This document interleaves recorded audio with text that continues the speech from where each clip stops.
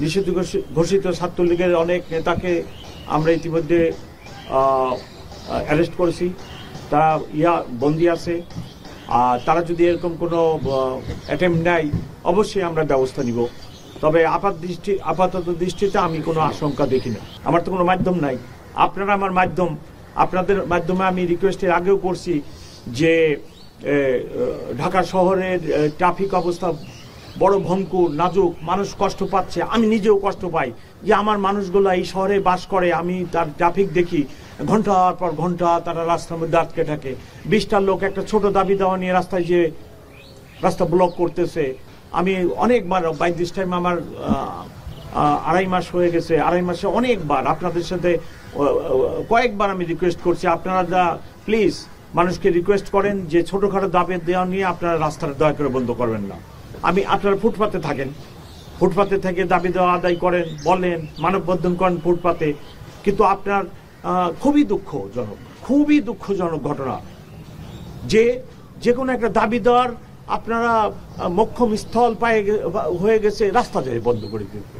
একটা লোক অ্যাম্বুলেন্সে অসুস্থ আসতে পারতেছে না, একটা বৃদ্ধ লোক যেতে পারতেছে না, একটা মহিলা যেতে পারতেছে না, উত্তরা থেকে রওনা করে মতিঝিলে পৌঁছাতে 7 ঘন্টা লেগে যাচ্ছে। হরিবল কন্ডিশন।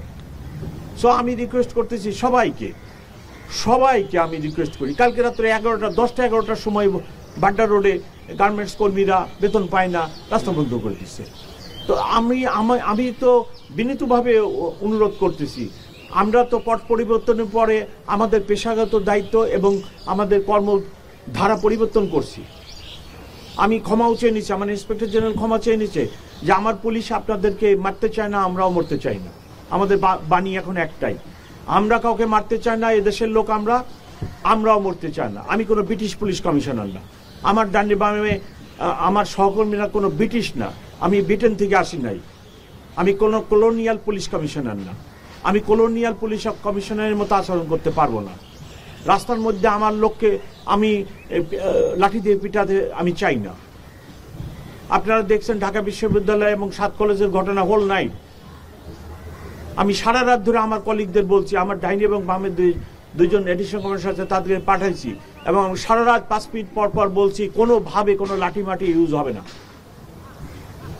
আমি কোনো লাঠি ইউজ করিনি, আমি 1-2টা গ্যাস আর একটা সাউন্ড গ্রেনেড যখন রক্তক্ষয়ী সংঘর্ষে লিপ্ত হওয়ার উপক্রম হয়েছে আমি এটা করছি। আমি তো আমার ছেলেদেরকে নীলক্ষেত দিয়ে ঢাকা বিশ্ববিদ্যালয়ের ক্যাম্পাসে ঢুকতে দিতে পারি না, দিলেই তো বিশাল রক্তক্ষয়ী সংঘর্ষ হতো।